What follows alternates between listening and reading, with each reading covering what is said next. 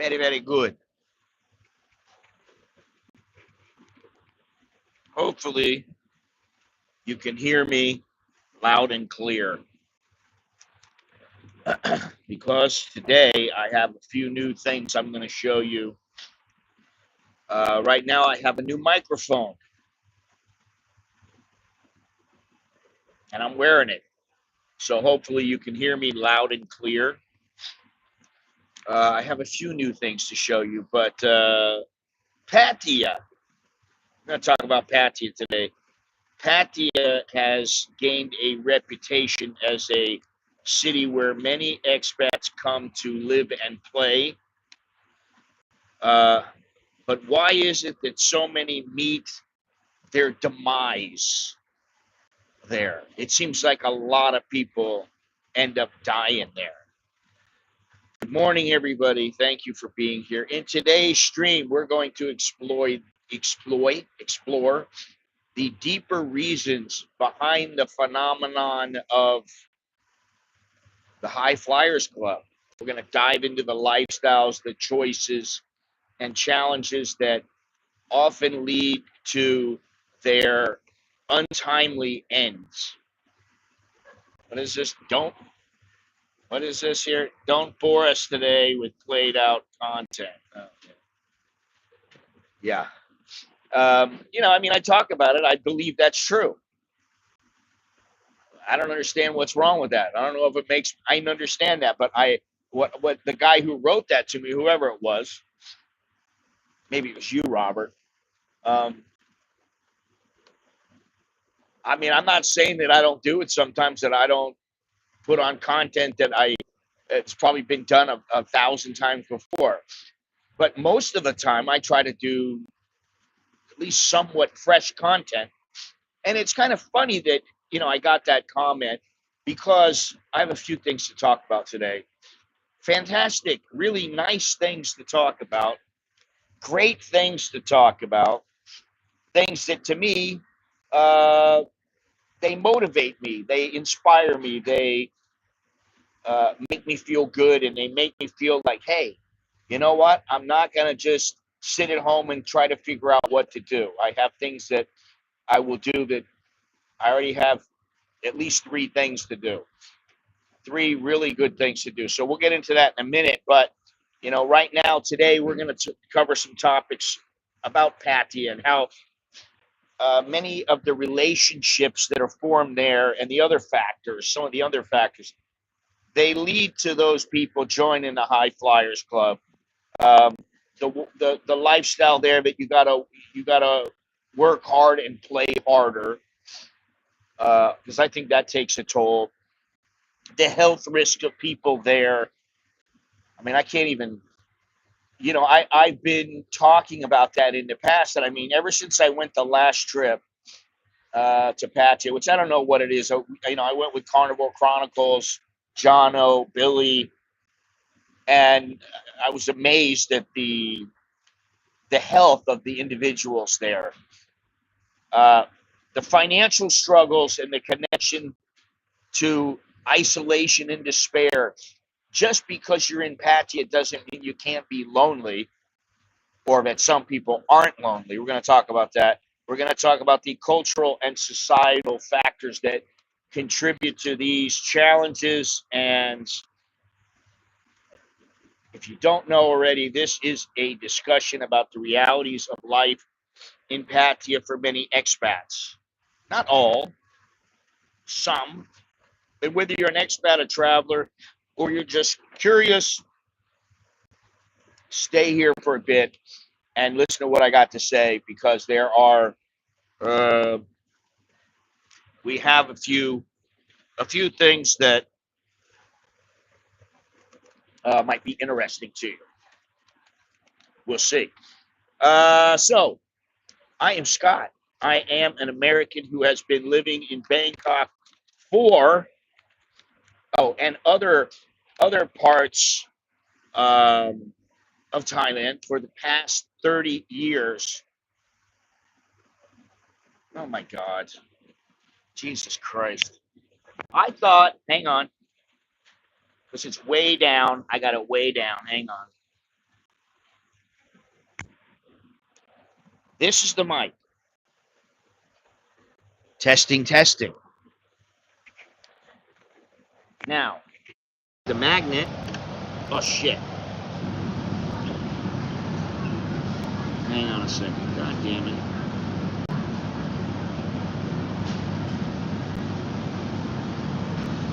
Hang on, hang on. Okay, good deal. Now, so I don't like that about this. That's one thing I like. But let me put. Oh, now it's not so good. So that is this. Hang on. How about now?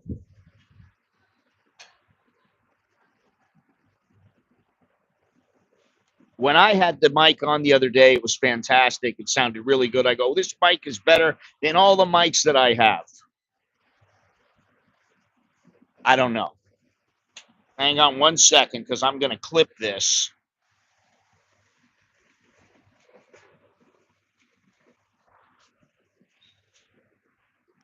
You know, you got to get the shit set up beforehand. And I thought I had it set up, but hang on a second. God damn it.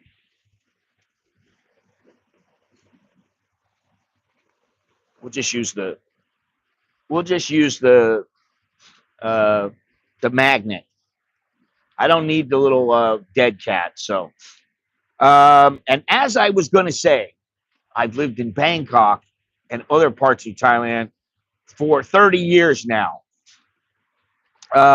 So welcome to the stream, everybody. Yindi Tonrap Su Satrim Tukon. That means welcome to the stream, everyone.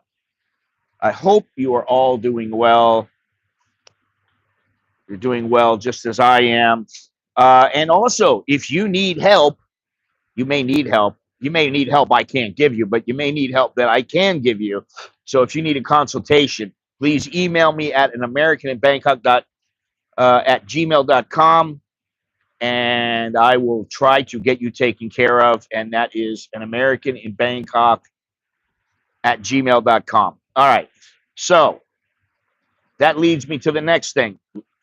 If you like this stream and you like the videos that I make, hit the like button, subscribe, hit the notification bell, and you're going to get all kinds of honest, eye-opening discussions about expat life, travel, and everything in between. And that includes women, money, and all kinds of other things.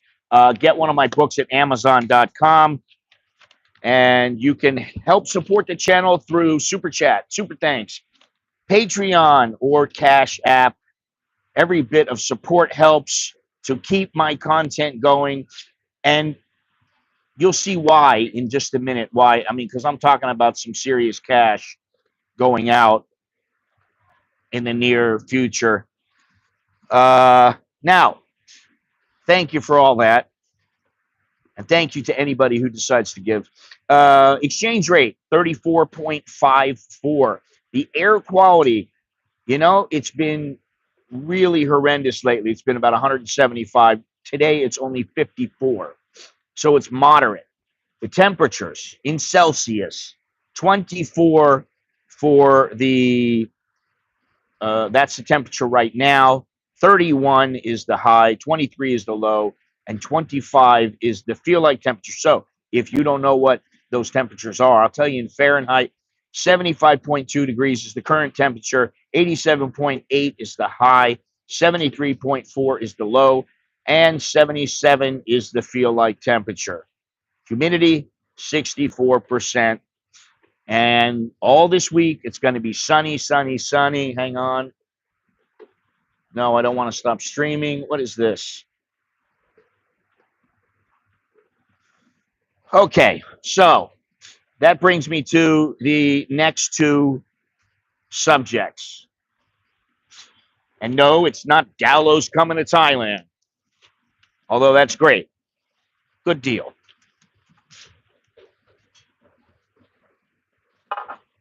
Number one, obviously, I got this mic. I got this the other day. This is it's cheap, and it's just one mic. It's not two, and it came with the package. that I have. And so what I did was I got myself one of these. There you go. DJI Action Cam 5. So came with the cage, came with the little quick clip. I got a couple of these. I got this. I got this. I'm gonna get a clamp, and then of course you have all the little connecting cables and the screw that goes in there. I like this. That's about what? It's got to be 5 foot tall, 4.5 foot tall. So, what did they say it was? I thought they said it was not 5 meters, 1.5 meters. There we go. And it also came with this right here. This is the battery charger. It came with 3 batteries. Fantastic. And like I said, I'm going to get a clamp, and I may get something, a little water thing for water. That way I can do things in the water. I can do some of the things that I've been wanting to do when I was young. And my GoPros always broke. And I could just use them for a while, and then something happened. You know, I didn't like that. That's why I didn't go for the GoPro. So, and then I have the microphone, which is great. And I may get some more microphones in the future, but right now I think I'm covered. What else? Okay, now, good morning, good morning, good morning. That brings me to the next subject, which is great news for me. You know, the other day I was talking to my wife. She says, "Oh, you should go to Surat." And I go, "What do you mean, me?" I said, "Why do I need to go to Surat?" She goes, "Well, because the air is so dirty here." She's like, "Now I got to wear a mask. It's 150, 175. I got to wear a mask. Make the kids wear masks." And, you know, my nose has been completely stuffed up. So I'm like, you know. And then I thought about it, and I thought, you know, it might not be a bad idea. Go down there. So she says, "Listen, you can go down there. The house is fixed up.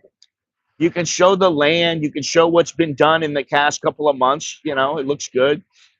We got a new toilet there, a new Western toilet there, so I don't have to squat anymore, which is great. But some of the people that are there, her niece and her sisters, they're all doing all kinds of different work. Like her niece goes out and catches oysters or something. She's got to go out and get the oysters and round them up and do stuff. They're tapping rubber. They're doing all kinds of stuff. So I thought, oh, maybe I should go down there. So, you know, my kid's got surgery coming up. And so I want to be here for that. That's in about another week. And so I want to be here for that. She's going to be here for that. You know, we're going to spend a couple days with him where he's coming out of it, because it's going to take him a couple days to get right. And then he's going to be, you know, he's going to be on his own pretty much. He's going to be drinking liquid. So I kind of want to be here for that. So once he gets to the point where he's comfortable and he doesn't need our help and stuff like that, maybe the weekend after, so not this weekend, but the next weekend, I'll go to Surat and I'll use this new camera and microphone, and I'll film some stuff from down there. Now that's nice, but I've been to Surat a million times. Okay, it's great. Right, I'll go walk around. I'll see if the lady hits on me again that's near the house, you know, see what she wants to try. Fly the drone, bring the drone down there, you know. So that's all nice, right? But there's more that I'm actually very thrilled about. And that is that I'm going to get out of here and go one place where I've never been and go to another place that I haven't been in a while. Then I'm happy to go there. And I think the whole family is going to go, which is great. and that is in April. I have my ticket already. At least I'm going. Whether I'm going alone or I'm going with one person or the whole family, the wife needs to figure it all out, but I'm all set. And that is to Japan. And I'll go for about 8, 9 days. What is it? I think it's 9 days. And for me, I'm happy about that because I've been to Japan, but I've only really been to Tokyo and the surrounding areas a little bit, and that's it. So I'm happy to do that. And then I think I want to go to Osaka. I'll go to Tokyo, Osaka, and maybe Hiroshima. I don't know. However, I have been in touch with my friend, Mr. Sam, Tokyo Sam, and uh, he has stated that he would help me. So I have him to help, basically just set up some good things. And once I mean, I'll know what I want to do. I have a good idea what I want to do. And he's already told me a couple of things. Uh, Actually, if I go with the wife and the kids, I want to get a room where we have, like they have like rooms where they have a jacuzzi, not a jacuzzi, it's like a hot bath from outside, like a spa from outside, the hot spa or whatever. They build something kind of around it and it goes to the room.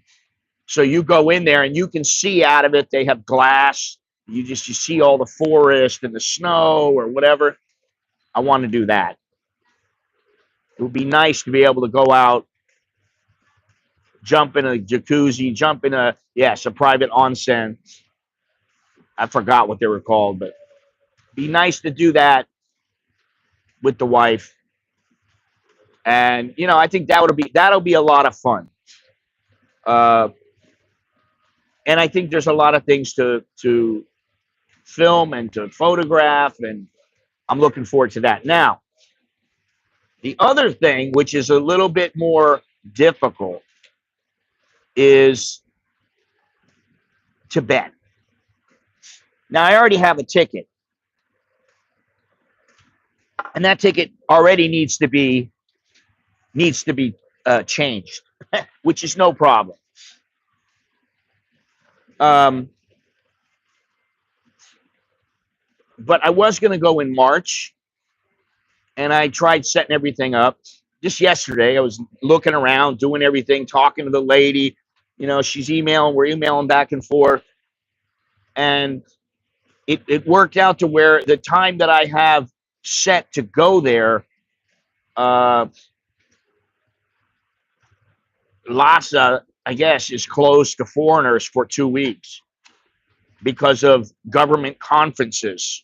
And apparently they do that every once in a while. They close the country to foreigners every so often for whatever reason. Maybe there's a risk of protests and they don't want foreigners there. I kind of understand why in their minds. So now what I've done is I've made a plan to go in May. Like I said, I have the ticket. The dates are kind of up in the air, but believe it or not, what I want to do and what I am going to do, I believe this is what will happen.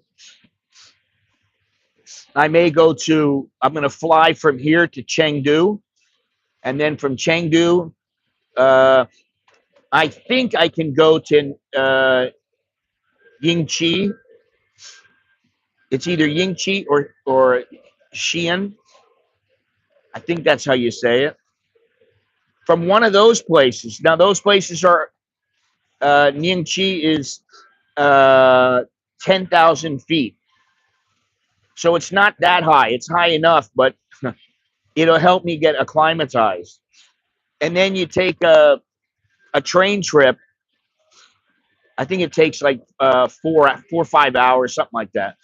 I take a train trip the following day. So that way it would give me like a day to acclimatize at 10,000 feet. And then the next day I would go and take the train and I'll go to Lhasa. And then they give you 3 days in Lhasa to acclimatize. And then from there to the base camp of Everest. And I was like, I got to walk there? I don't know if I want to walk all the way to base camp. I'm not, I mean, this is not 5, 10 years ago, but that's not how it is. They drive you. You go to a bunch of different locations and you go there, you go to base camp for the day. And so, yeah, I mean, that's the plan. Now, you can say what you want about doing the same things in Thailand, but long before some of these people were doing some of this shit that they do or that I do, I've been to a lot of other places and shown a lot of people. And there's so many videos now. I have like 2,000 videos and streams. Some people don't even bother looking, but you can find old stuff of me in Cambodia, in Myanmar, in Nepal, in Bangladesh, Singapore, Indonesia. So, I don't care what anybody says. That's what I'm going to do. And so now going to Tibet is a big. I mean, it's not easy because you have to get a visa from the China embassy here, and then you have to get a Tibetan permit, and those are like altogether it's like $450 just for the permit and the visa. It ain't cheap. Plus, I don't have many winter clothes here. I have a few because I went to Russia, but I mean the bare minimum. Like I need a new pair of shoes, man. I mean, because I got tennis shoes. I'm not going there in tennis shoes. You need some boots, some rugged, So I got to spend a little bit of money to do this. And just going there is not all that easy. It is. It is. 10,000 feet. I was talking to Chuck, who has been at 10,000 feet several times. And I think we were at 10,000 feet in Nepal. And he was fine. He said that was the limit, though. Anything more than that, I started feeling really sick. But when he went to 10,000 feet, he waited. It was a day. And then he went to 11 or 12,000. He didn't get sick. So I'm not saying I'm not going to get sick. I may get sick. It may, for the first day or two, it may be hard on me. And I mean, there might be a day or two where I just don't want to do anything because I don't feel good. But I think eventually I'll be okay. So, I got to I need to get some winter clothes. Well, Bruce, I don't think it's going to be hard to get winter clothes here. There are plenty of places to go. There's, North Face, Columbia. I mean, this mall alone has places. Yeah, well, that's the thing. I mean, about the most amount of walking I'll do is walking around at, somebody's like their tea house or something. And, maybe go and look at a view of a mountain or, Everest or whatever. And I've done it, like I said, I did it in Nepal. Chuck and I did it.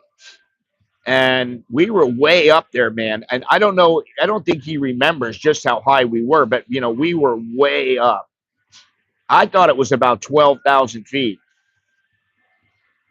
And we were looking at the Annapurna Range.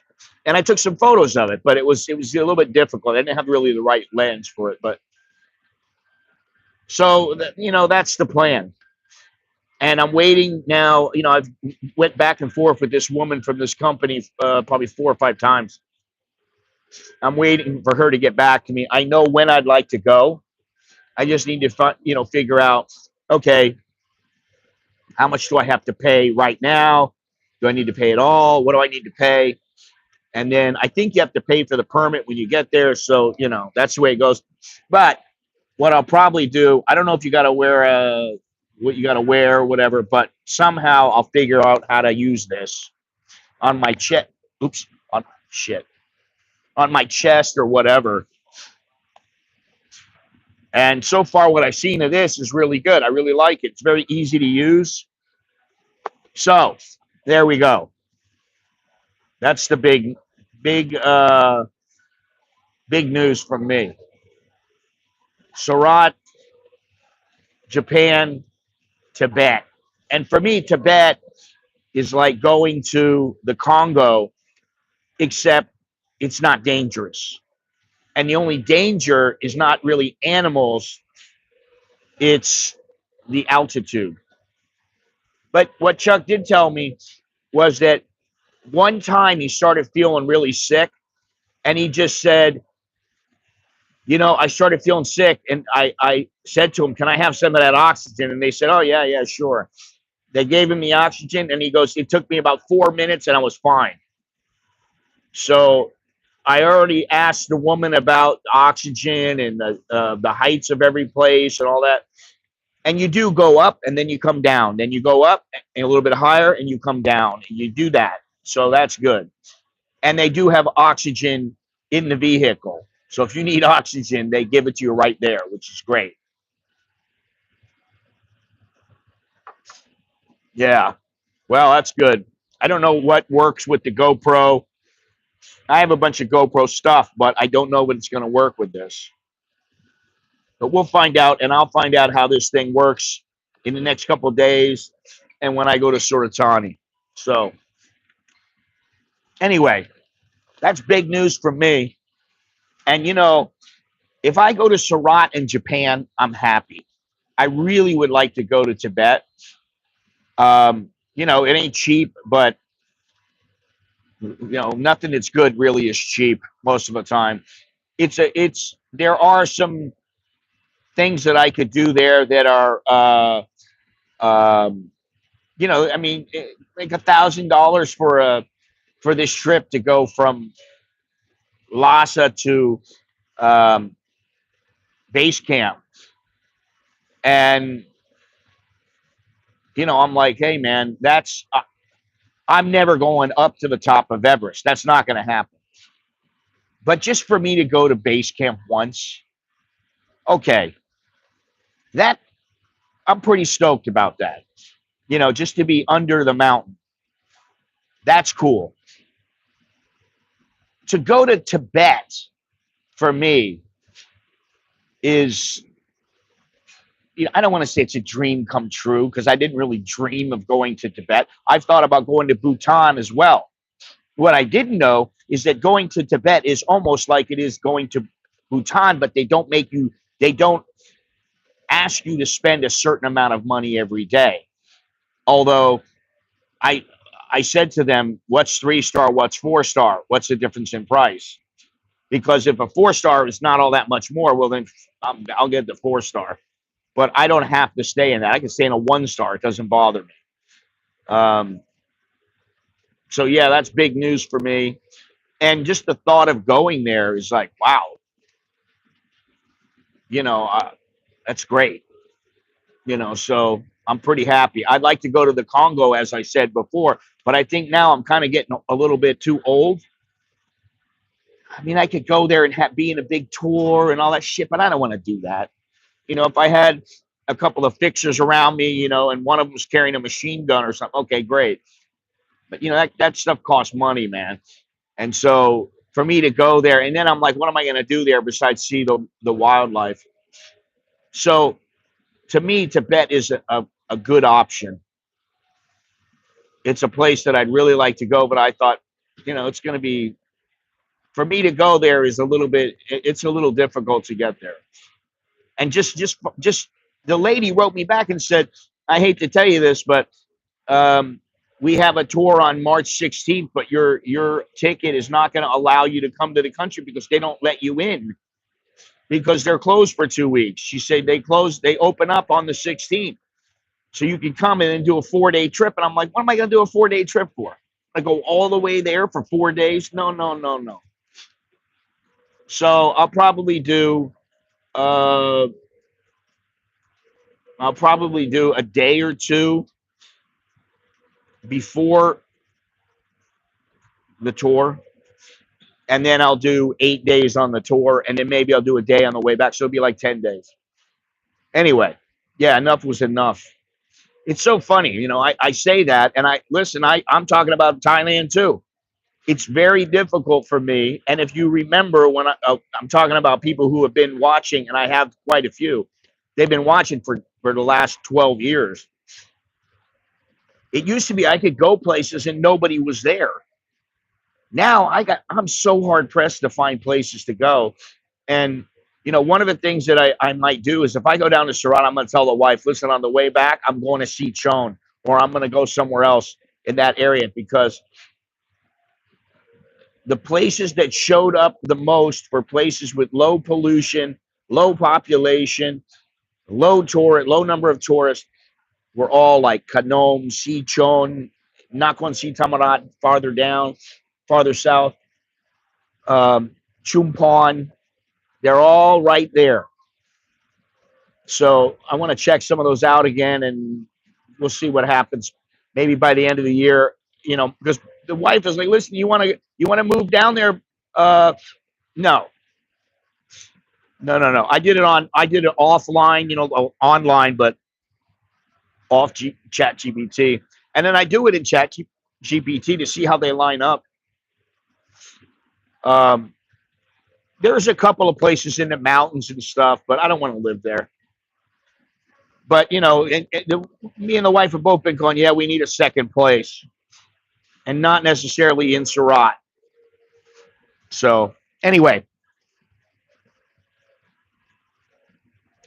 I'm happy. It makes me happy to think, okay, I can go to Tibet, I can go to Japan, I can go to Surat, I can go around Surat, I can go down in the south, I can use my camera and just do whatever, and then, you know, see what happens with the videos and all that. So good news. Very, very good news, in my opinion. Now,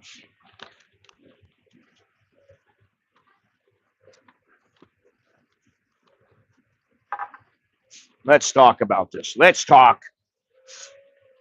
I guess I can't use the SUICIDES word. I don't think you're supposed to say that, but it is a serious issue. Yeah, I have a DJI Mavic Mini 2, and I've actually thought about getting the Neo. You will get there. Not this. This will get you there. Not. Well, thank you, Dale. Like I said, every little bit helps. And you know, think about it. I was gonna have 2 months, and I was like, all right, well, it's a little tight, but I can do it. And now I'm like, all right, it's 3 months to go to Japan. That's plenty of time. I have plenty of money. I go with the family or don't go with it. It doesn't matter. That's plenty. I got plenty of time and money. I know how to kind of, you know, keep my costs down. So I'll be fine. To go to Tibet is a different story because it might cost me a couple grand, you know, plus, plus, plus. But you know, you think about it. I got how many days? What, 90 days? Say 120 days, and I make $10 every time I stream. That adds up, man. You know, even if it's 5, it adds up. You know, so I mean, it's fine with me. Whatever, that just helps. All right. So some of the reasons that all these people are calling it quits, if you know what I mean, in Phuket. And I'll tell you one bit of information. In 2024, in the first half of 2024, there were 36 incidences, deaths because of jumping just in the first 6 months. That's 6 a month. That's crazy. To me, that's crazy. Now, something else is that from 2017 to 2022, there was a 32% increase in self-afflicted deaths. Although some of these are including, thank you very much, Robert. Some are including Thai people. So that's not really an accurate reflection because we're just talking about the people in Thailand that are Westerners who are Western expats. Now, I mean, if you ask me just in a sentence, why are so many of these things happening? Uh, I would say broken heart, broken finances. And then probably third, I would say broken spirit. And that comes from medical problems that you just know there's no way out.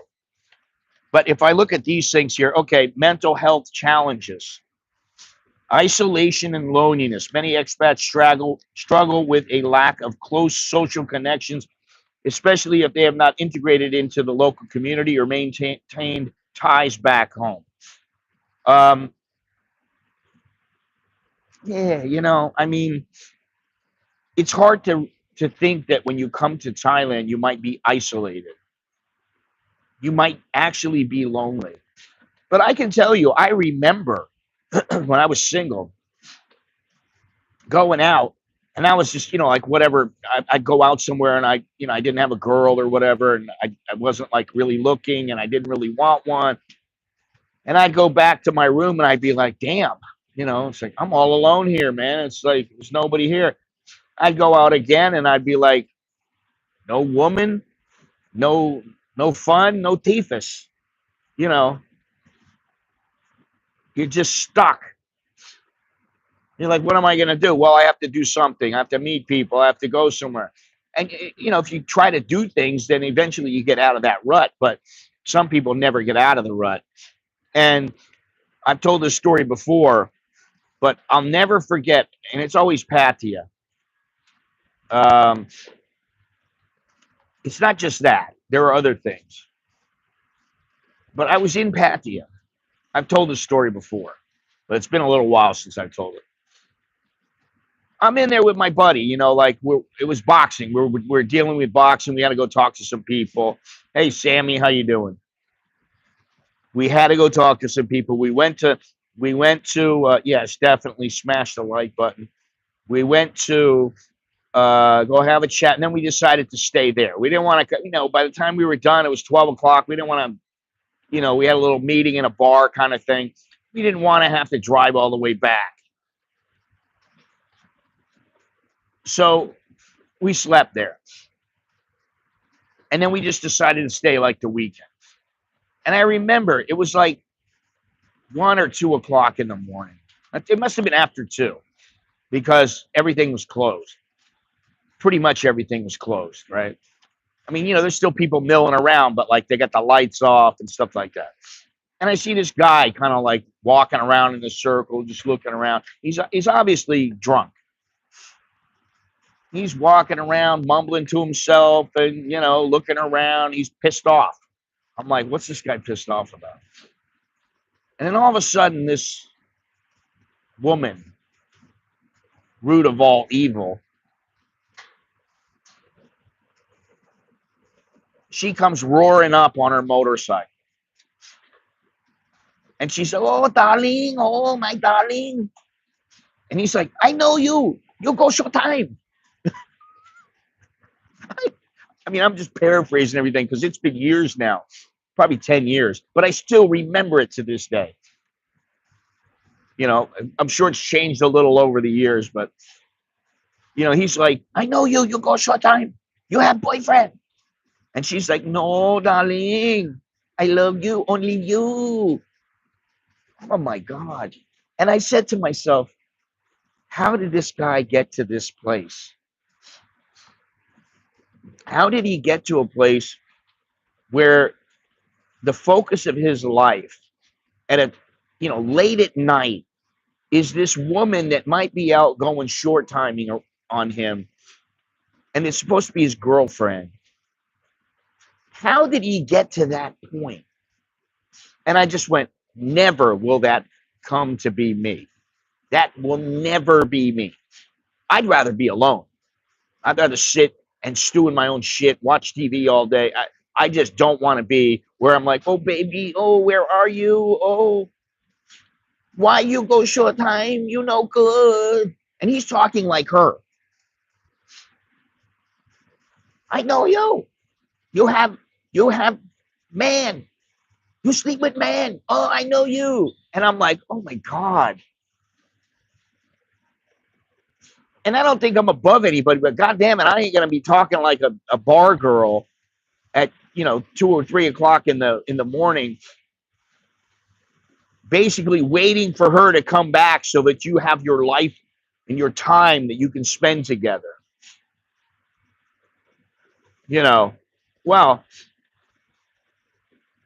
yeah, but you have to think that if they're pathetic when they come, they were pathetic before they came. And the whole unresolved mental health problems, if you're coming here and you have mental health problems, I mean, serious problems where you really need some help, you need to be getting ongoing therapy and that kind of thing. If you come over here, it's not going to change. You're still going to have mental health issues.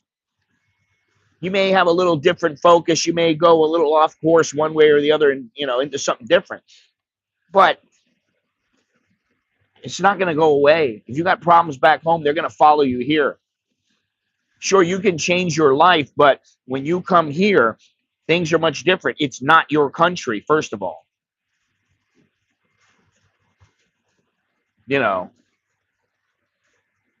Yes, but they think Thailand is the answer to all their problems when it's not. It's all over for them. Yeah, it probably gets worse. And then they've got to come here and adapt to everything. They have to adapt to a new culture, a new language, the new normal here. And they don't speak the language. That's why they speak bar girl Thai. I want you to understand me. Why you don't understand me? They sound more like a bar girl than they do a Westerner. Another problem: mismanagement of finances, overestimating the affordability or of living abroad, or underestimating costs can lead to financial distress, loss of income. That's why you got to have multiple income streams. So if you lose one, you have others that you can rely on. An inability to find work or maintain income streams in a foreign country can exacerbate feelings of hopelessness. And then in some cases, expats fall into addictive behavior such as gambling or drug use, leading to spiraling debt and despair. You do not want to get into a position where you owe people money here, because it only gets worse from there. And the interest here on some loans, you don't want to get involved with that, believe me. If you have social or mental health issues, coming here is not going to solve them. When they realize this, they try to blame the culture, not the country. Yeah, I mean, I got to tell you, when I was here in the beginning, I knew that I was out of control. I mean, seriously out of control. And for me, it was just about, I just want to bang everything that moves. I want to have a good time. And that was it. I wasn't thinking about, oh, what am I going to do for my future? What am I going to do to this? What am I going to do for that? I didn't think that way. But I was smart enough to know that it was going to end at some point. I knew, like, I can't do this forever. Maybe I do it for a month or two. Maybe I do it for 6 months. I go on a roll. I go on I'm binging. And I'm partying, 6 days out of the week. I got 15 different women in 1 week. So I knew it was going to end, and I knew, where's that going to leave me? And if I had been addicted to drugs, or I was a gambling addict or something like that, my life would have been in the toilet. Relationship issues, and this is where we're talking about the girls, the problems. Breakups, divorces are the end of a significant relationship, while living abroad can leave expats feeling untethered and alone. I dare say that with my wife, we've had our ups and downs. We you know, we haven't always gotten along great. And, you know, there's been a day or two where we were at each other's throats. But for the most part, you know, like I'm not going to ever, you know, like I would never like buy a house and I'd say, okay, well, I'm buying this house and it's in my name, even though you can't do that. But whatever, let's say it's my condo or whatever. That's my condo. We live here. It's my name. That what I say goes. If you don't like it, get the fuck out of here. And then I boot her out. That's never going to happen. Now, the way I look at it, you got to leave them with some dignity, and you have to be a gentleman, even in a different.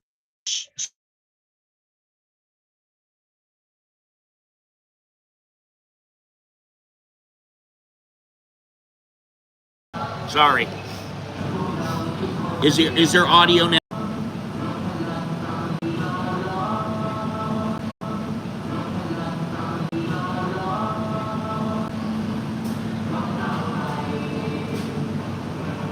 Hopefully there. Yes, okay. I got a phone call. Jesus Christ! I thought it was the guy to deliver, but it's American Express. My American Express card. I need a higher limit.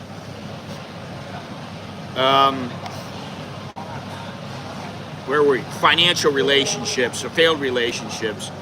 Relationships with locals or other expats can be complicated by cultural misunderstandings or legal challenges in the case of marriage or child custody. I mean, listen, I think my wife and I are past all this, but even in the beginning when things were difficult, I would never leave her out on the streets, you know, even, I mean, she's not going to be on the streets. She's doing just fine. But when she didn't have all that much money, when she first started out working, you know, I wouldn't have left her out on the street. I just wouldn't do it. I could have been, yeah, even if she fucked around at me, I would have been like, you know, you fucked around. You made your bed, now you're going to lay in it. And I would have said, you know, okay, you know, you can still live here or whatever, but you're going to be out. And I would have made sure that she was out. But that never happened. But that's what happened with some guys. Some guys get married and their wife goes, that's it, fuck you, you're out of here. The guy goes, well, where am I supposed to live? Maybe she controls the money, because some guys are like, oh, my wife takes care of all the money, which is not always very bright. You know, I understand you're going shopping, you know, you give her 1,000 baht, 2,000 baht, you go, oh yeah, you can pay for all the little incidentals. Okay, fine. But like you're going out and you go, oh yeah, go buy the car, go buy this, go buy. What are you, fucking stupid? What's wrong with being a man and doing everything yourself? And that's why I say it pays to know the language, because you can do things yourself. You don't need anybody. You don't need to rely on anybody. That way, you're not relying on them, oh, because she helps me. No, you're relying on them because you like her. You get along with her.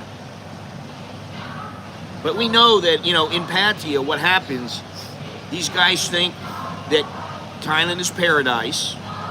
How many guys have told me throughout the years, oh, it's paradise? Think about it. There's been quite a few. You know, I remember some of them. The guy who came in here, the Canadian guy, who said he was paying his girl like $80,000 a month, and she didn't respect him. She wouldn't screw him. She wouldn't do anything. I'm like, well, what the fuck are you paying her for, you idiot? You know, this kind of thing. The guy who said, oh, I don't want a retirement visa. Well, they're telling you must have a retirement visa or a marriage visa or an education visa. You need to get something like this, not just a tourist visa. I don't want to do that. They're kicking me out. No, they're not kicking you out, you idiot. You're getting kicked out because you don't want to abide by their rules. And to me, in a way, I thought that maybe that guy was kind of mentally off. But there's a lot of people like that. That's what happens. And you know, the thing is no matter what you say, I've been here for 30 years. What are you gonna say about me? Oh, Malin, oh, yeah, he's all fucked up, man. Yeah, I'm all fucked up. Okay. But I'm still here. Right? I'm not one of these guys who comes here and goes, hey, man, I've been here for 2 years. I live here. And then, 6 months goes by, you look at his channel or you hear, oh, yeah, so-and-so had to go back home for whatever reason. And that causes people to do these kind of things. Farangs who settle in Pattaya are wired a bit differently than those who choose to settle elsewhere.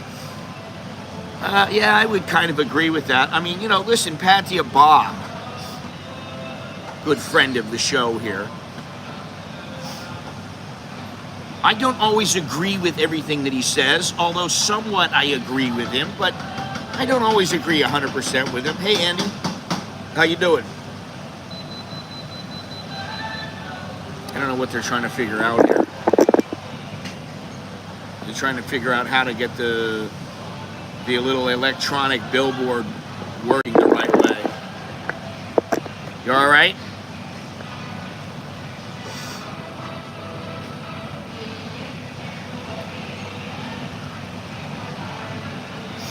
Well, he's wired a bit differently than some people in Pattaya. Because he does his thing, he does what he wants to do, and those things are not necessarily, I want to go out and get laid. I want to have a woman. I want to get close to this girl, and I want somebody who loves me. That's not really what he's about, Now, if he was, that'd be a different story, but he's not. I think I don't remember how many times he's been married, maybe like three or four. He's just kind of over it. If he really wanted to do something, he'd just pick a girl up, pay her the money, and now he'd get out of here. Bye. But that's not what most guys do that go to Pattaya. They want a girl, and they want not only, he's one of the few people that truly knows how to handle himself. And he can live there, and he's just like, his shoes are tapping no matter what. Same thing with Jono. Listen, Jono's old enough. He's like, what the fuck do I want some chick telling me what to do, asking me where I'm going, what I need it. He's like, I don't need it. I haven't been married for a long time. If I need a chick, I can get one to come over, service me. And that's all he needs. Same thing with Mr. Billy, who I'm going to see tomorrow. We're having a little send-off tomorrow. So when it comes to the women, women are not the cake. They are the icing on the cake. And you better have that cake situated right before you put the icing on it. I think that's how it goes. And if you don't like your wife, if you don't approve of a lot of things that she's doing, you're probably not going to get along all that well. Hey. Exactly, Sammy. Now I'll be paying Sammy a visit in Tokyo. Can't wait. Yeah, they are the cherry on top of the cake. Yeah, or on top of the sundae or whatever, That's it. If you get caught up on it, and listen, I used to be like that in the United States. I met women and they were good looking, and for some reason I just didn't have that feeling where I was like, oh my God, I don't want this girl. No, she can't break up with me. Oh my God. And then I had the ones where I was like, oh my God, I don't want to do without this one. But that was a long time ago. I was a kid. Take you some good food and cool sights. I'm looking forward to it. And I just got this. I'm looking forward to using that.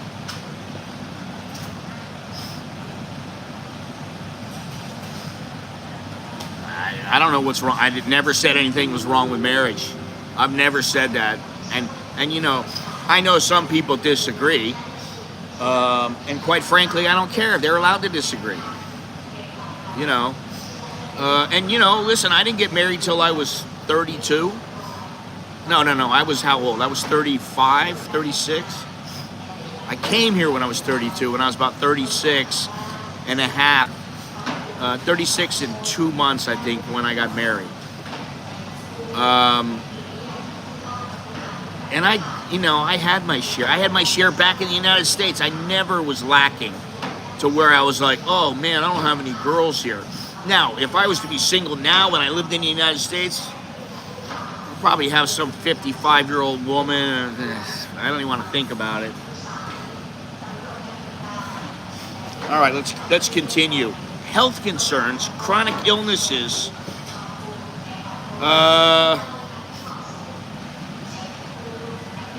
Did you do the smart thing? Like, what do I need her to sign a prenuptial? She got more money than I do. I mean, seriously. And you know, she knows what's hers, and I know what's mine, and that's it, man. You know, she's not going to be like, you know, I mean, I bought a sofa, and you know, a sofa and a couple chairs, and that's like $1,500, right?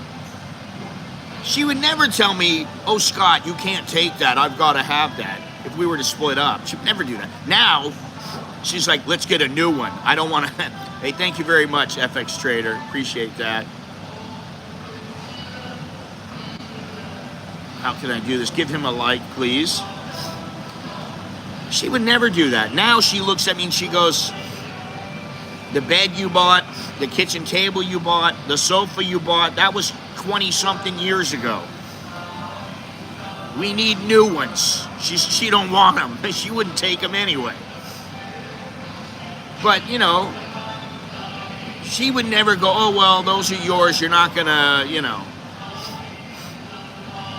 Well, good for him, but he's an older guy. I was a lot younger when I married her, and she was a lot younger. And, you know, we, like I said, we've been together for like 27 years. I've been farting into that sofa cushion. When I heard that on Sopranos, it just cracked me up. You know, it's like, what else am I doing? I'm sitting there on the sofa, farting into the sofa cushion. But health issues are a major problem for people. And who knows, maybe one day I'll have, you know, health problems here. That'll be me. I'll be like, well, I'm always going to the hospital. My kids are pushing me around in a wheelchair. You never know. And some of the people, they're older and they don't have any support from their families here. And some don't have the mobility. And as I was saying earlier about the people in Pattaya, when I let it out and I said, yeah, you know, these freaking old guys, they're, you know, like 70 years old, 75 years old, they're running around with no shirts on. And the guy goes, oh, well, you're at the beach. I go, no, they're not at the beach. They're inland. They're walking around on the street, and, you know, they got their flabby titties hanging out and their gut hanging over their pants, and, you know, they got little flip-flops on, and I'm like, and they're barely able to walk. They're hunched over walking, and I'm like, what the fuck is the point of that? I don't want to be so old and decrepit that I don't want that to happen to me. And I would never be on YouTube for sure if I was that way. No way in hell. You know.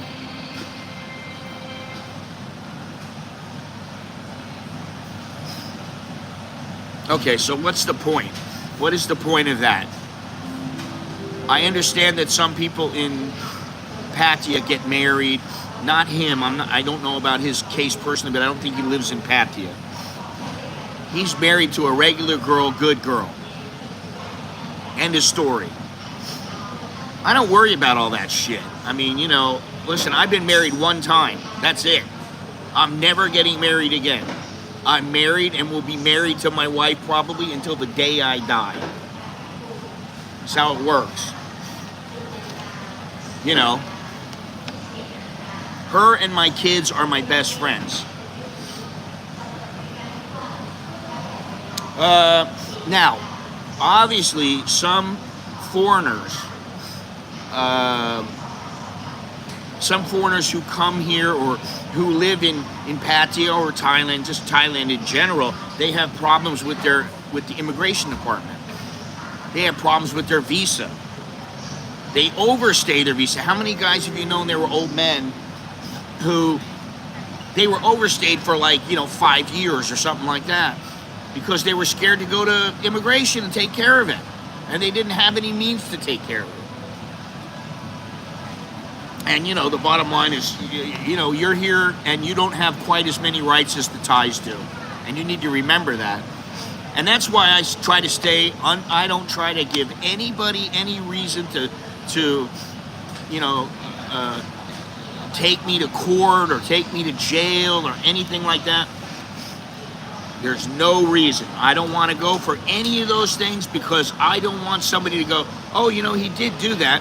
He was living in Thailand. He crashed into this car. No, the other guy crashed into me. Oh, yeah, but you were here. If you weren't here, that wouldn't have happened. Now you go to jail for 3 years. I don't want that to happen to me. You know, so I just keep to myself. I try not to bother anybody. And I try to make sure that all the time everything is current. And that is where some of these guys fall short, is they don't keep current with their legal situation. And, you know, some of them get the retirement blues. They don't really have a purpose in life. They stop working and they go, okay, so what am I going to do? Oh, well, I'll go down to the bar. I'll go down to the bar today. And they go down there. And next thing you know, they're down there at, you know, 10 o'clock in the morning every day. And they're playing Connect 1 or what is it? Connect 4. Connect 4 with the girls there. Everybody knows his name. Oh, yeah, you know. Maybe he's not taking girls from there. Maybe he takes them once in a while, whatever. But that's their life. And that is no life to me. And then they lose their sense of status. You know, Connect 1, I win as soon as I put the little thing in there. Yeah.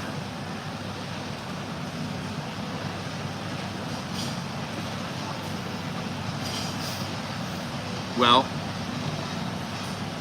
I would say there are no real concrete statistics about the Connect 1. There we go. Oh, yeah. Thank you very much there, Jim. I might need oxygen.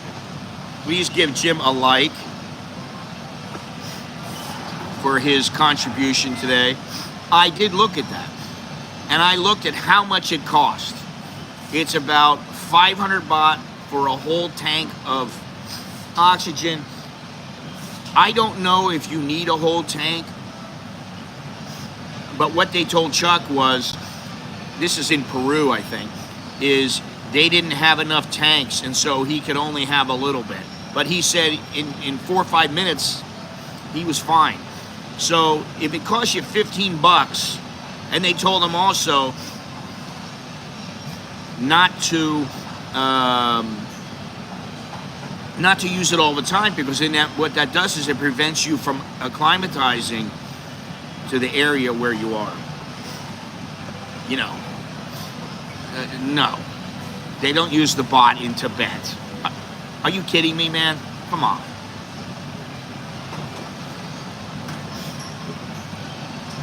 Now, you know, let's say that this guy is a cop or he's an attorney, and he comes here. He's just, you know, Joe. And the girls look at him as Joe. He's, you know, he's nothing. He's not the greatest looking guy. You know, he's got a little bit of class because of his social standing. But they don't really care. They, you know, he pays them. Okay, great. That's his status now. His status went. He doesn't have people looking at him and going, yes, sir, no, sir. How would you like that, sir? Now, he might get it here, but it might be for the wrong reasons. Another reason on the list, substance abuse, alcohol and drugs.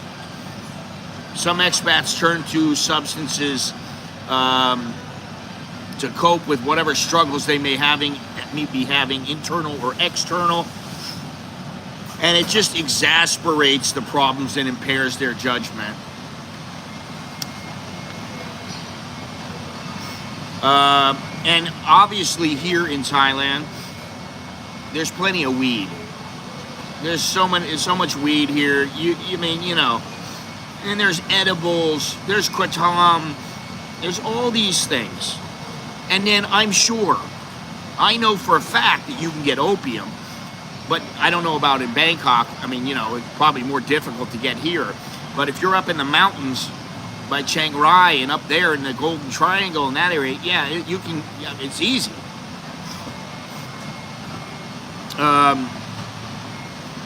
Ice cream girls. Well, I have ice cream girls right here. You know, and they have plenty of cheap meth here in Thailand. And I've known several people who were hooked on that shit here, and I just felt sorry for them.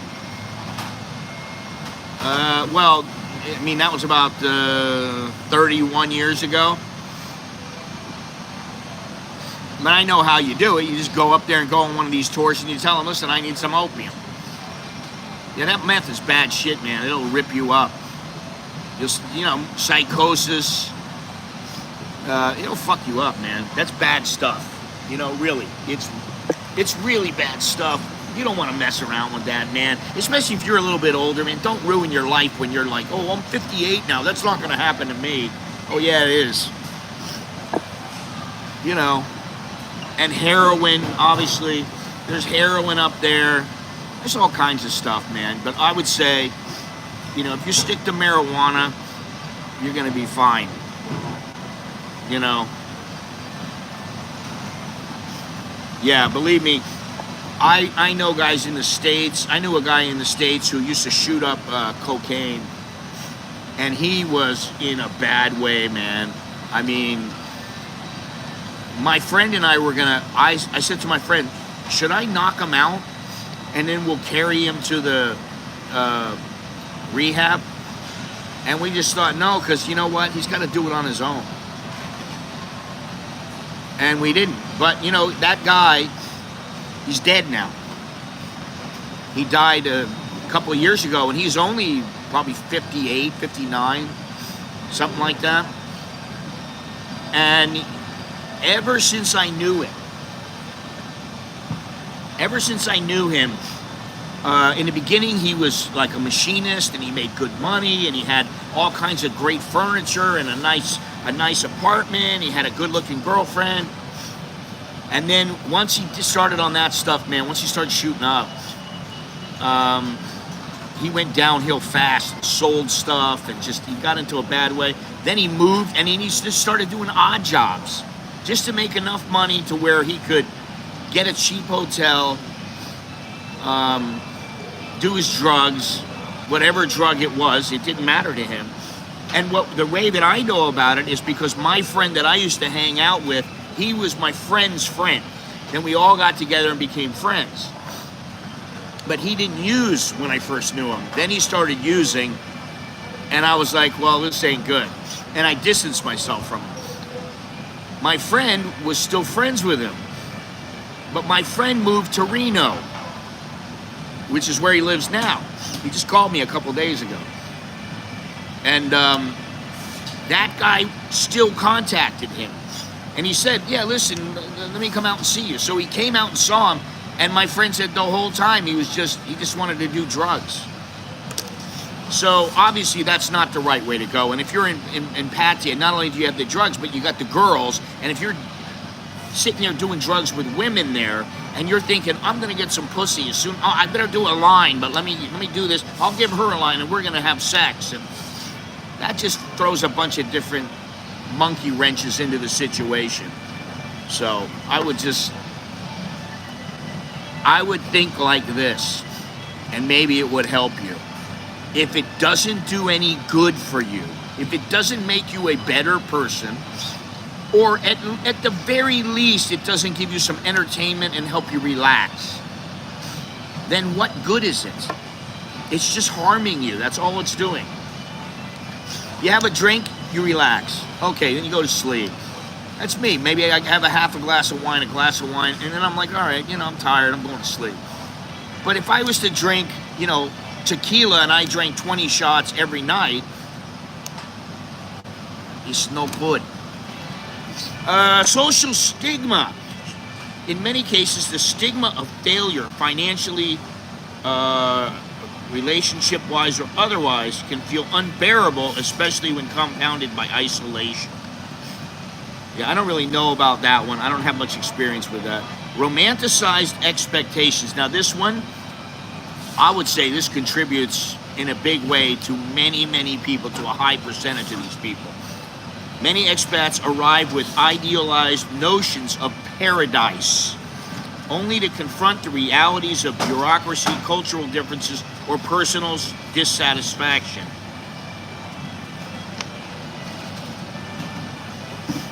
Yeah, mushrooms. Well, I've done mushrooms. I've done peyote. I've done LSD. I've done damn near everything except heroin. And I've never done, MDMA, ecstasy. I've never done that stuff. Never. And I mean, I haven't done this shit in a long time. Since I was in my 20s. So it's been a long time, and I wouldn't do them now. There's no way. I got too much in my life now that it's the little things. I go home, my kid's there, hey, what's up, Pops? Hey, how you doing?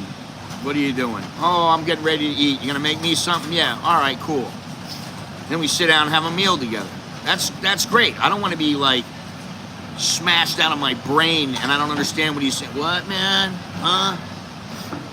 That's not for me. But the disillusionment that comes with thinking you're going to be in paradise and then realizing, oh, my money's going to run out. Oh, it's not as cheap as I thought it is here. And then you figure it out and you go, I've got a year and a half of money here. And it only lasts you for like 8 months. Yeah, you want to be a good dad.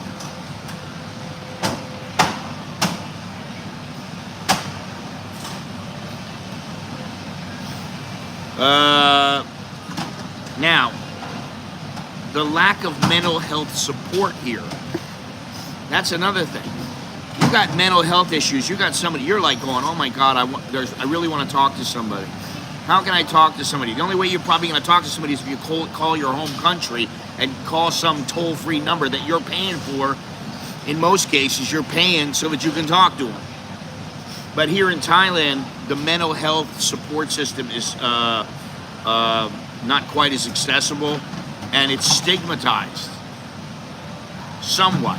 Here in Thailand, they're getting better. But there's a lot of places where you don't want to be that guy that they think, oh, this guy's crazy. You don't want to be that guy, especially if you live there. And then stories of expat success often dominate, making individuals who struggle feel like outliers or failures. I don't know. I've heard of a lot of guys that, I've had big successes, and I go, I've had some successes in my life. I've had some failures, and I've had some successes here in Thailand. When I was working as a boxing journalist, I had more success than I probably had ever had in my life, as far as the respect and, I made some money, but I had respect. I could go places and people would just go, oh, yeah, come on in. And I love that. That was great. For me, it was about the money, which is like, okay, well, I made more and more money as time went by. But I never got rich off of it. But I was like, I didn't have to. I didn't have to get rich. I don't have to have a Ferrari. If I had one, great. If I don't, great. It doesn't matter. Renting so I can live my retirement in SEA. They told me that if I sell, I will not be able to afford to buy if I want to move back. Well, I guess you got to think about, do you plan on staying here for the rest of your life? And if you go back, do you want to live somewhere else?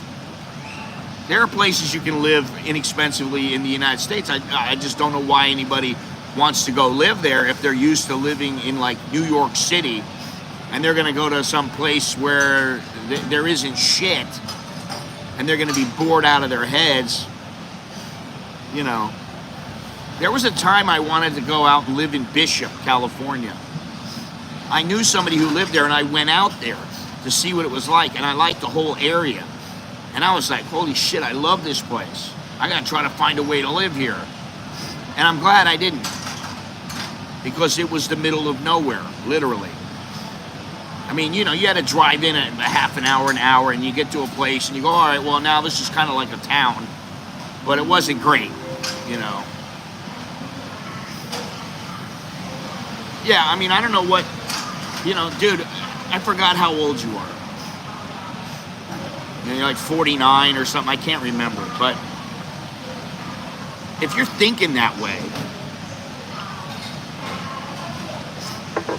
then why are you going to do it? I thought, what happened to your back? What happened to going back and getting taken care of? What happened to all those things?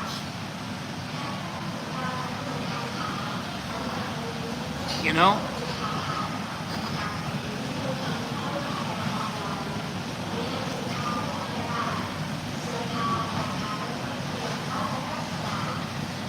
So, I would say addressing these issues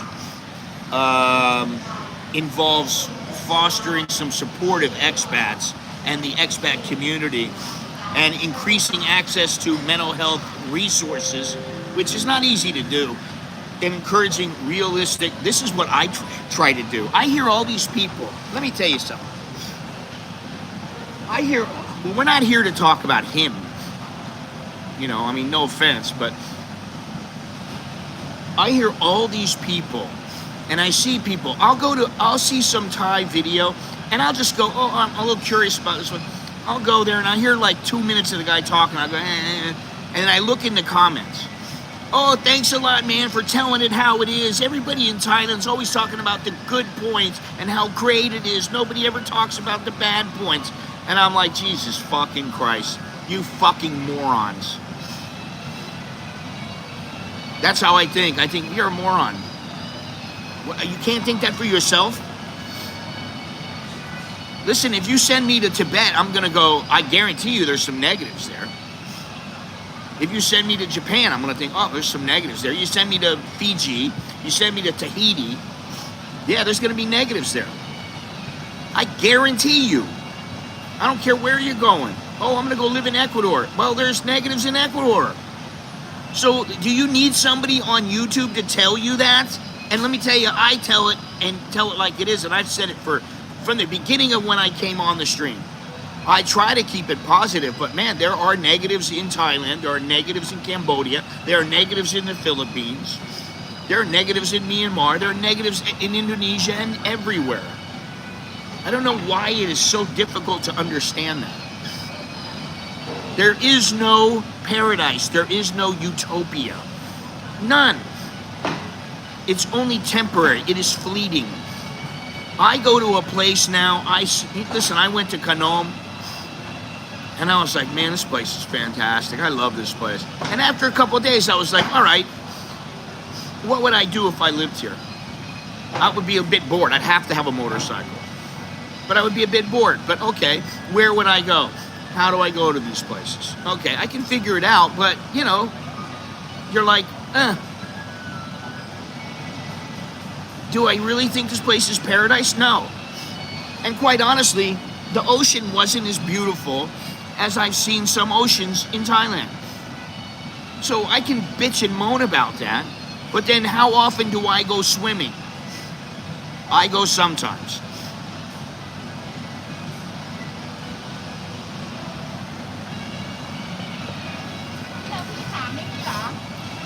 Well, I don't try to get so philosophical. I know there's good and bad, and I know about yin and yang. I'm perfectly aware of all these things. But I don't want to think about that, because I just think, listen, if I go somewhere, you got to take the good with the bad. You got to take the bad with the good. You know, that's just all there is to it. I mean, you know, you come to Thailand, you want to buy Jim, how much more did your truck cost in Thailand than it would have cost you in the U.S.?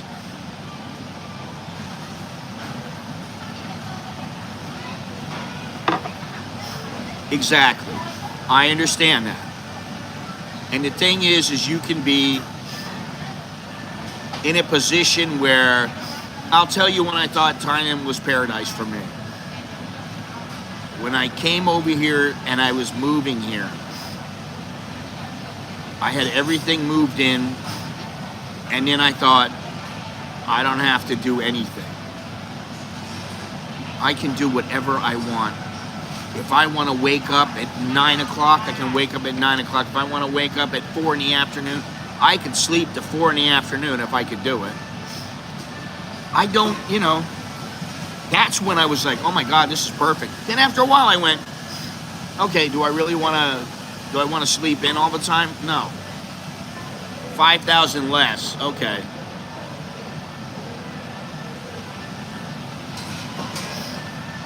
So you're one of the exceptions, I guess. But the truck was made here, right? And as far as, you know, everything's 60% cheaper.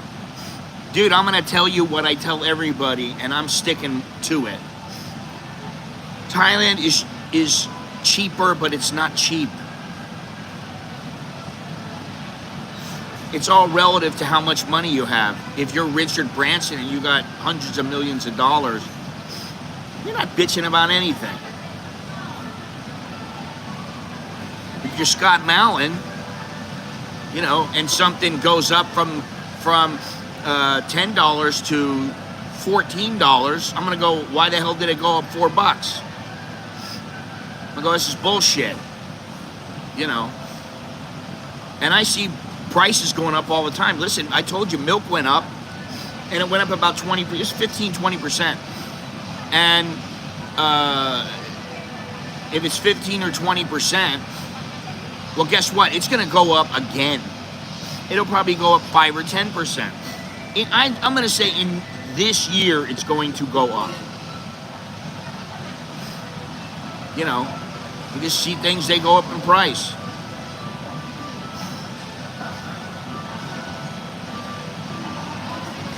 Yes, but what I'm trying to get at, Jim, maybe you weren't the best person to ask, but I think for the most part,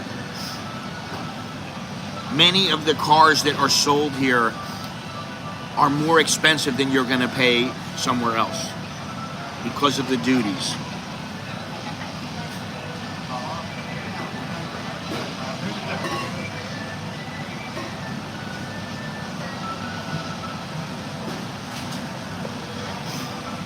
And this is the thing. This is the deal.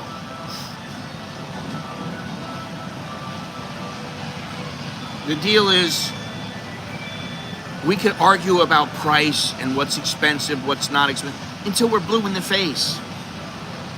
We could just argue and argue and argue, and we'll never get to the right answer. Never. We would never get to the correct answer. There is not. That's because there is not one answer.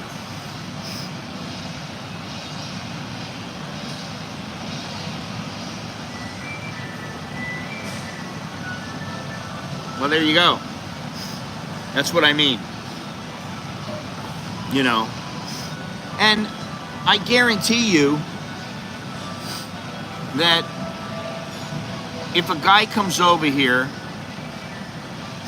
and let's say that he's 35 years old and he meets a girl who's 27. She's not a young girl, but she's only had one boyfriend in her life, and she comes from a well-to-do family. You think they want to live off of 30,000 baht a month? No way. No way.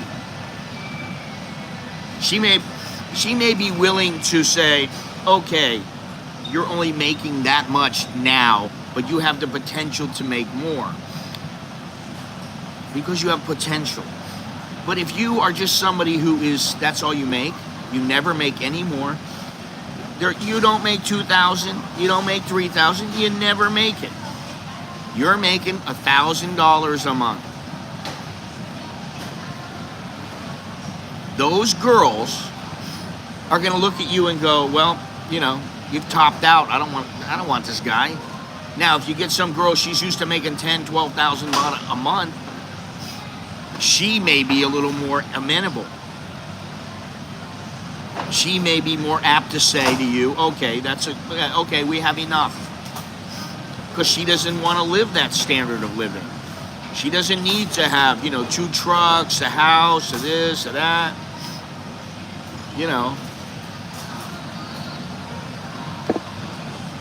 So it's just, to me, it's as easy as that.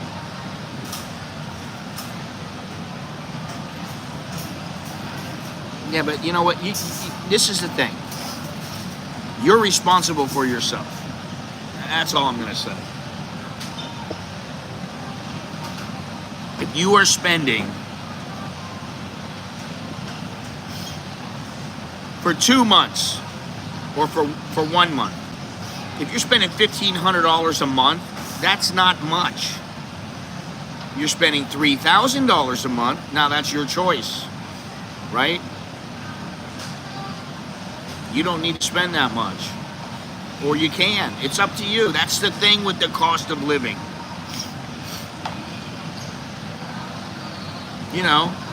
The good thing about Thailand is that if somebody wants to live on the cheap, they can. I don't want to live on the cheap. I want to live on the value. And to me, that's how people should think. Is this a good value? Unless you're going to a high-end restaurant or something like that, which I don't do very often. Just because I think I'm going to shit it out, what do I really want to eat this for? It better be damn good.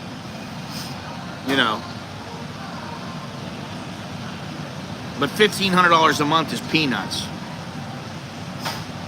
Really. It's just peanuts. It's nothing. $1,000, $1,500, that's really peanuts. I mean, I know people that were living off of $15,000, $20,000 a month. And sometimes they didn't have much money, but they always had a nice place, a kick-ass place. The one guy I'm talking about had a really, really nice place. And then another guy who had a pretty nice place, that was the guy that I knew who was paying 80,000 baht a month for his apartment, and also paying 80,000 baht a month for his girl. That was, she was a call girl. That's what he paid.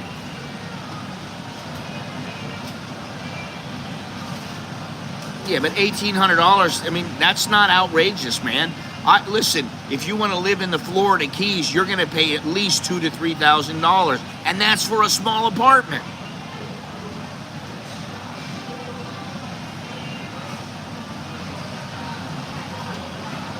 You want to live downtown, it's going to cost you $2,000 to $3,000. You want a house, it might cost you $4,000, $5,000 or more. It's about what you pick and the standard of living that you want to live. I don't want to live like a pauper. I never have, ever. But I don't want to go and if I've got $3,000, I don't want to spend half of it and go and buy, a Armani jacket. And then I go, okay, well, I got $1,500 left, but I have that jacket. Oh my God. It's stupid, right? Why would I do that? Okay, I mean, that's Florida, but so is California. California is very expensive. Well, I have lived in studio apartments, and I've lived in 1-bedroom apartments, and I can tell you I'd rather have the 1-bedroom. I mean, I can live in a studio apartment, but the bottom line is a studio apartment is small, generally. Not always. I had one big studio apartment. And to me, it's kind of like not big enough. I don't want to have the bed in my living room. It doesn't have to be real big, but I like a little separation.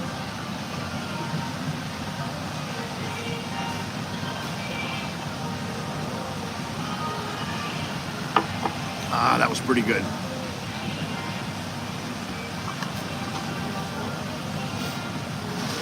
Now, probably on Saturday. I don't know, maybe I'll do it tomorrow, I don't know. I don't think so because Billy is not comfortable on camera. So probably on Wednesday I'll take this thing out and I'll go to like the market at like 6 in the morning when they're just setting up and everything is well, some people are already set up and they're selling because they start at 3 o'clock. But I may take this out at 5, 6 o'clock, take it out, show what some markets are like and what the park is like, and just try to film a little video and see how it does, see if you guys can notice the quality, yeah.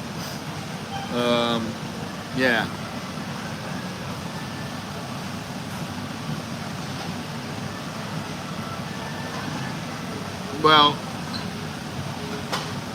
but let me ask you this. Would you not like to have room where you can walk around and then when you go to sleep, you just go into the bedroom, you close the door, turn on the air conditioning, and you sleep in your bedroom, and it's not right in your kitchen, it's not in your living room. I mean, I understand living in studio apartments, I've lived in them. But now, I'm like, I want some room, I want to walk around a little bit, man. We have ours is, 4 bedrooms? No, I think it's 3 bedrooms. 3 bedroom, 2 bath, and it's 2 stories. And to me, it's starting to feel a little bit like we're in a small place. But I just don't want to buy a house right now. I just don't want to. I don't want to get to that point. Money, money, money. Put the money away. You don't need to buy a house. I understand it. I don't want to live like a poor bachelor here in Thailand. And my buddy that lived in Cambodia. He lived in one place that was a 1 bedroom, and he lived in one place that was a little studio. And it was a little studio where like the sofa pulled out and became a bed. And I was like, man, I could do it. Of course I could do it. It's not a matter of could you do it or not. Anybody with, a little bit of resolve, just a tiny little bit, could do it. But do you want to do it? Are you happy doing it? For me, I wouldn't be happy now. I like having the space. But I understand if you're living in a studio and you're living alone, that's the big caveat. If you got a girl over all the time and you're like, okay, just let's sit on the bed and watch TV, I don't know. I mean, I like being in the bed with a woman, but I don't want to always be on, in the bed watching TV with her. I'd rather be on the sofa or, shit, laying on the floor. I mean, we have a couple of chairs, nice comfortable chairs we live in, we use while we're in the living room. Now, the reason I was talking about the challenges in Pattaya is because of this article I saw in the Pattaya Mail on the 14th of January.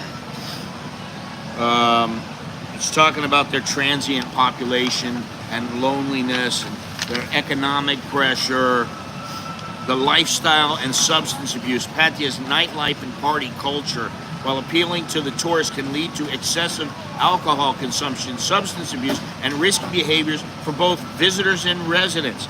These factors can exacerbate feelings of stress and hopelessness, especially among those who struggle with addiction. And there's a lot of people that do struggle with addiction. I wouldn't want to live in a studio. I love the amount of room we have here. The wife and I have some personal space for ourselves, and I enjoy it. Yeah, exactly, man. I really like that. And we used to have a house.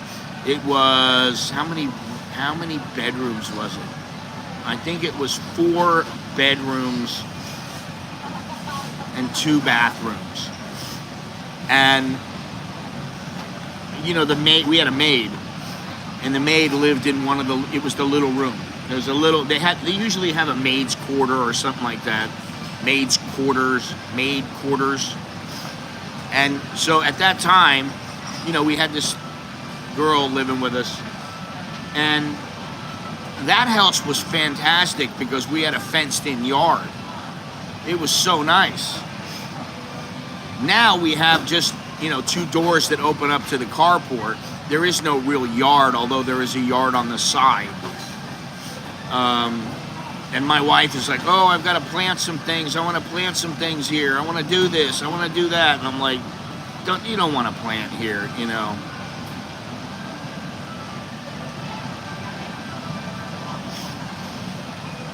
Yeah, well, you got to have a little bit of empathy for them. Some of them, they think, oh, it's too difficult. I know I can't do it. I'm not smart enough to do it. There's all kinds of reasons why people don't learn the language. They need somebody who's going to say to them, like I do with Jono. Jono will go, oh, I don't know if I can do it. I just feel like I'm not making any progress. And then I go, listen, just keep going. Believe me, it will stick. At some point, it will stick. Now, I got one last thing to talk about. And that is duties. No, I don't mean duty. I mean duties. Like from customs. And one of the problems that someone had with the customs department the other day.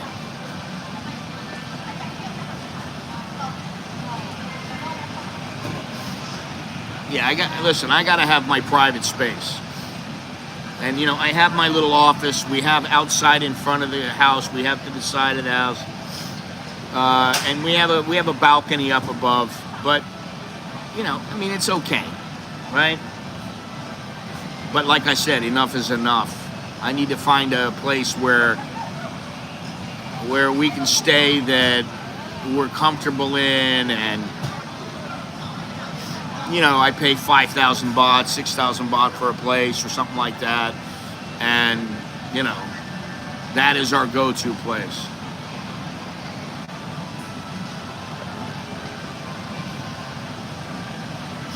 And the thing is that some people, they're going to look to others.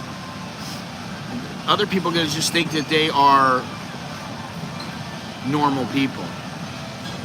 But if you really start talking to them and get in depth with them, they're not normal at all. Which is something to think about. But what I was talking about is duties. And, this is what I've said for a long time. First of all, if it's over 50 bucks, you're going to get charged a duty in almost all cases.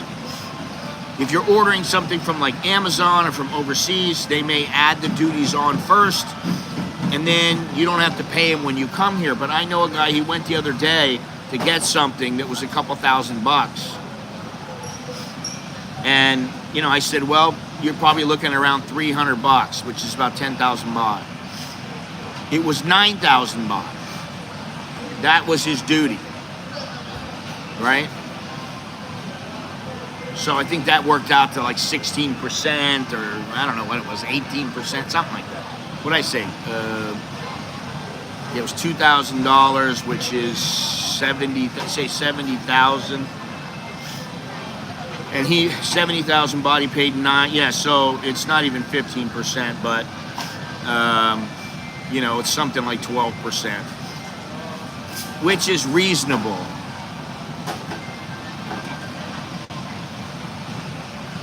Oh, God.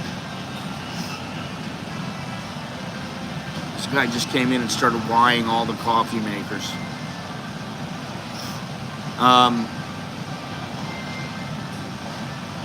Whatever. So he the thing is that most of the time when I've ever had to pay duties, it was about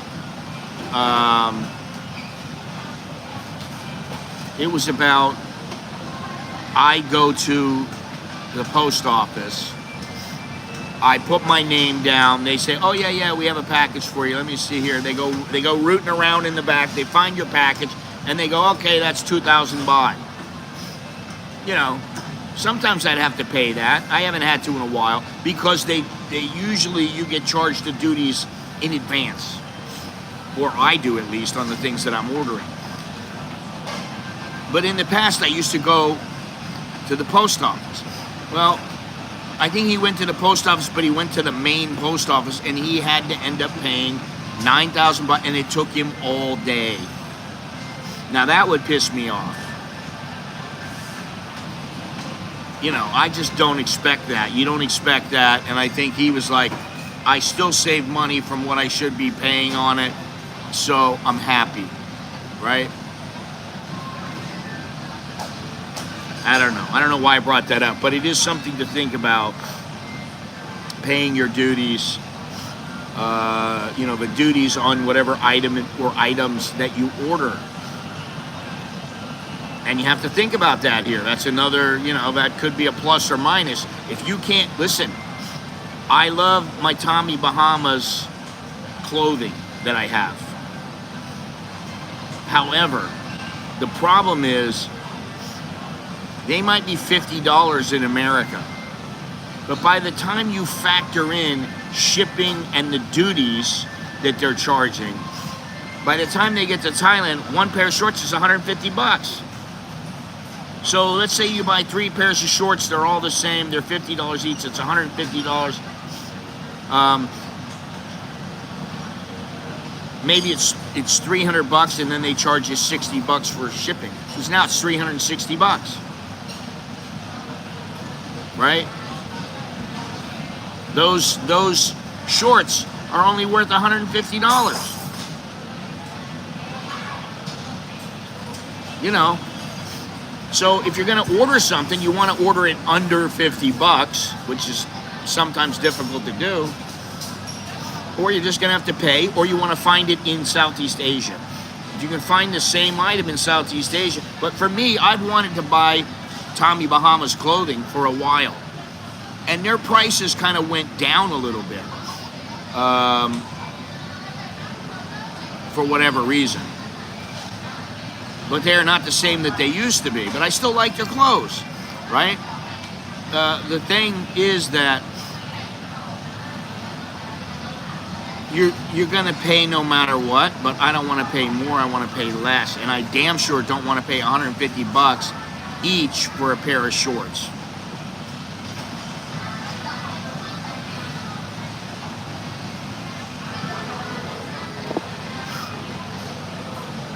No clothes for me is worth paying a duty from America. No, sir. Yeah. Well, I don't usually do that. But I'll tell you what, I don't even remember the name of the company now. They gave me a free bottle of tequila. Because they knew I was a tequila drinker. And they said, you know, we'd like to give you a bottle of tequila and have you try it. I had it shipped to my parents. My parents were like, oh, we threw it out. We didn't think that you really wanted it. And I was like, what the? But it probably would have cost her $100 to ship the bottle. So then I was like, whatever, you know. No big deal. I never found out exactly what happened. I think she just threw it out. But, you know, that happens. And so, and like cologne, that's another thing. If you want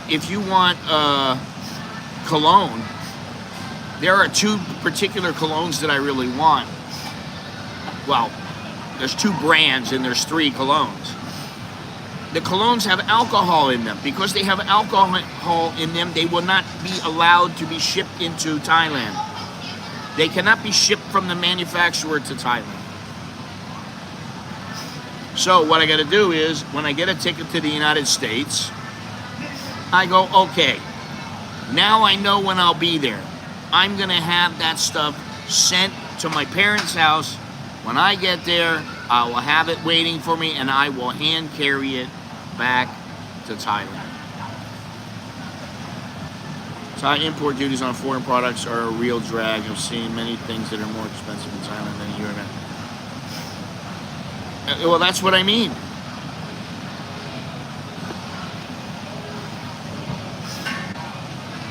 You know, you gotta pay, That's how it works. And, you know, it's just, it pays to be smart. Every time I look for something, I just put it right in Google and look for the images. And then sometimes you can get stuff on Shopee and you go, oh, wow, this is like their competitor and it's actually a little bit better than what I was thinking of. Oh, okay, I'll get this. Listen, I ordered for this thing, I ordered the cover. It's like a, what the hell do you call it? You know, like a, damn it, what do they call it? Filter, you know, it's a thing that, like, when you screw it on to the, like in a regular camera, if you had like a Canon 5D, you buy one of those, the filter, I think it's a neutral filter. No, it's not neutral. What the hell is it called? I can't remember. I'm blanking out now. You buy that filter, then you screw it onto the camera and you don't take it off. And it protects the camera. So that's what I want to do with this one. It's not a lens protector. There's a particular phrase for it. I don't think it's UV, no. It's just a plain filter. I don't remember what the hell it is, but it's similar to UV or whatever, you know. All right, see you later. Take care. And that just about wraps it up anyway, boys and girls. I know there's about 92% men and about 7 or 8% women, and most of the women, they just keep their mouths shut. They don't come in here because there's too many men that would probably be like, hello, what are you doing, Nancy? How you doing, June? How you doing there, Betty?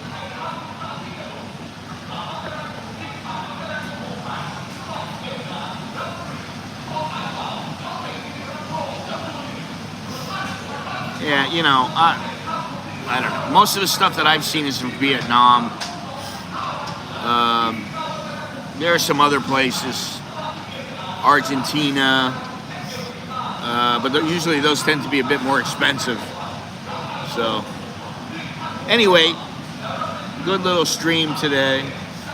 Hopefully you will see me in one of my videos this weekend, Saturday or Sunday, something like that. And I don't know when I'll be streaming again. Maybe soon, maybe not. I don't know. I'm not sure yet. But a video or two, they are coming out soon because I want to test this thing out. I really want to see how it works. You know. So, that is about all we got today. What happened to my doodad here? See? Guy just walks by, he's wearing a North Face shirt. I gotta go out and buy some